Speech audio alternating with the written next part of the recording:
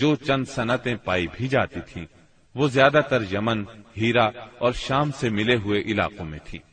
البتہ اندرون عرب گلہ بانی اور کھیتی باڑی کا کسی قدر رواج تھا۔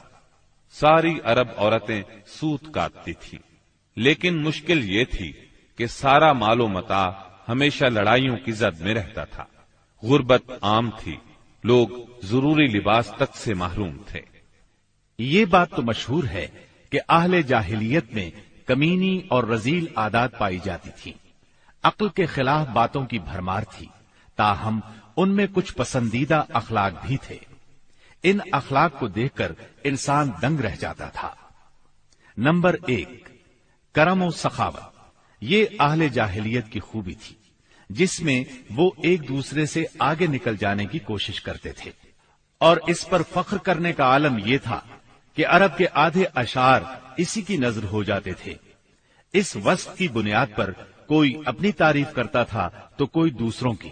حالت یہ تھی کہ سخت سردی اور بھوک کی حالت میں بھی کوئی مہمان آ جاتا اور میزبان کے پاس اپنی سواری والی اونٹنی کے سوا کچھ نہ ہوتا، اور کنبے کی ضرورت پوری کرنے کا ذریعہ بھی صرف وہی سواری ہوتی تو اپنے مہمان کے لیے ذبح کر دیتا۔ یہ ان کے کرم ہی کا نتیجہ تھا کہ بڑی بڑی دیت اور مالی ذمہ داریاں اٹھا لیتے تھے، اور اس طرح انسانوں کو بربادی اور خون ریزی سے بچا کر دوسرے رئیسوں اور سرداروں کے مقابل فخر کرتے تھے۔ وہ جوا کھیلتے تھے۔ ان کا خیال تھا یہ بھی سخاوت کی ایک راہ ہے، کیونکہ انہیں جو نفع حاصل ہوتا یا نفع حاصل کرنے والوں کے حصے سے جو کچھ زائد بچ رہتا اس کو وہ مسکینوں کو دے دیتے تھے۔ اسی لیے قرآن پاک نے شراب اور جوئے کے نفع کا سرے سے انکار نہیں کیا، بلکہ سورہ بقرہ کی آیت 219 میں فرمایا، وَإِثْمُهُمَا أَكْبَرُ مِن نَّفْعِهِمَا، یعنی ان دونوں کا گناہ ان کے نفع سے بڑھ کر ہے۔ نمبر 2، ایفائے عہد یعنی وعدے کا پورا کرنا۔ دور جاہلیت کے اخلاق فاضلہ میں سے ہے۔ عہد کو ان کے نزدیک دین کی حیثیت حاصل تھی، جس سے وہ ہر حال میں چمٹے رہتے تھے، اور اس راستے میں اپنی اولاد کا خون اور اپنے گھر بار کی تباہی بھی ہیج سمجھتے تھے۔ نمبر 3، خودداری اور عزت نفس۔ اس پر قائم رہنا اور ظلم و جبر برداشت نہ کرنا بھی جاہلیت کے معروف اخلاق میں سے تھا۔ اس کا نتیجہ یہ تھا کہ ان کی شجاعت اور غیرت حد سے بڑھی ہوئی تھی۔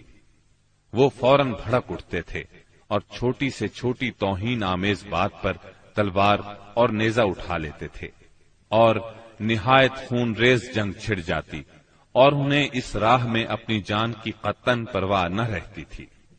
نمبر 4، عزائم کی تکمیل۔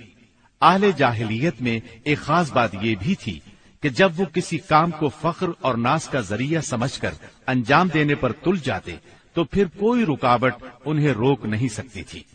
وہ اپنی جان پر کھیل کر اس کام کو انجام دے ڈالتے تھے۔ نمبر 5، حلم، بردباری اور سنجیدگی۔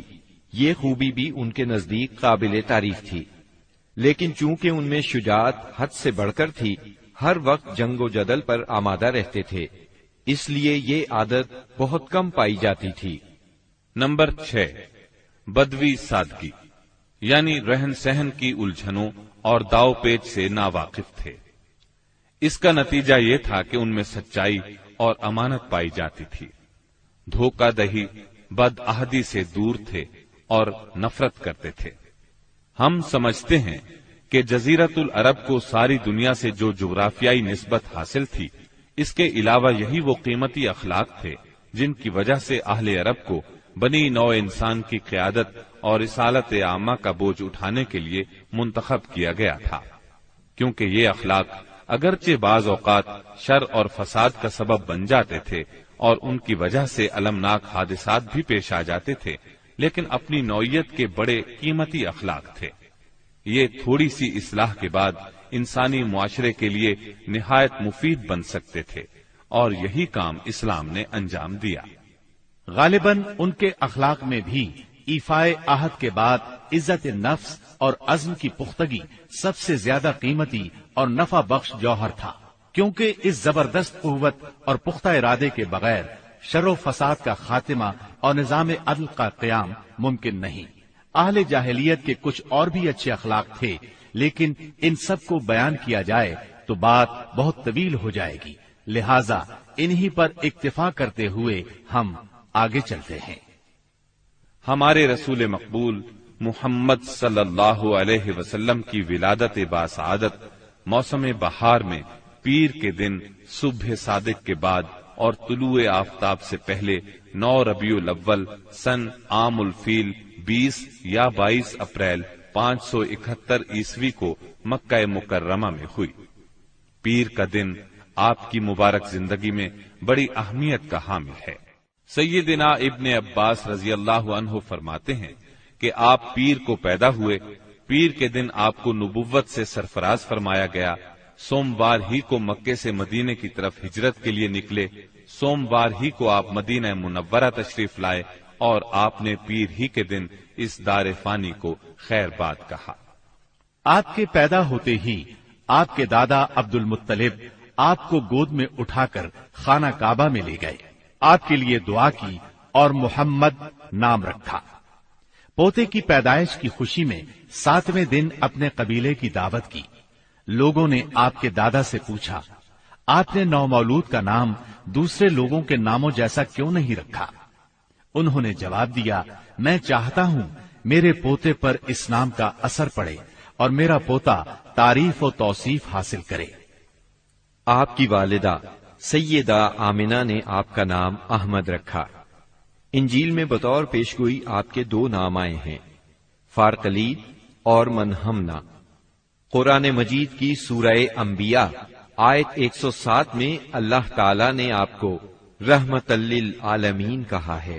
वमा अरसलनाका इल्ला रहमतल लिल आलमीन, यानी हमने आपको तमाम जहानों के लिए रहमत बनाकर भेजा है। आपका नस्बनामा इस तरह है, मुहम्मद बिन अब्दुल्लाह बिन अब्दुल मुत्तलिब बिन हाशिम बिन अब्द मनाफ बिन कुसई बिन किलाब बिन मुर्रा बिन काब बिन लुआई बिन गालिब बिन फिहर बिन मालिक बिन नजर बिन किनाना बिन खुजैमा बिन मुदरिका बिन इलियास बिन मुजर बिन नजार बिन माद बिन अदनान। इस बात पर सबका इत्तेफाक है कि अदनान सैयदना इस्माइल अलैहिस्सलाम की नस्ल से हैं, लेकिन दोनों के दरमियान में कितनी पुश्तें हैं और उनके नाम क्या क्या हैं, इसमें बहुत इख्तिलाफ पाया जाता है। आपकी वालिदा का नाम सैयदा आमिना था। सैयदा आमिना के वालिद वहाब बिन अब्द मनाफ बिन जोहरा बिन किलाब थे। ये वही किलाब हैं जो वालिद की तरफ से भी नबी सल्लल्लाहु अलैहि वसल्लम के नस्बनामे में आते हैं।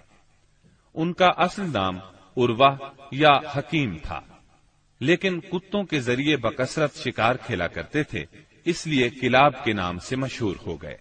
अरबी में किलाब कुत्तों को कहते हैं।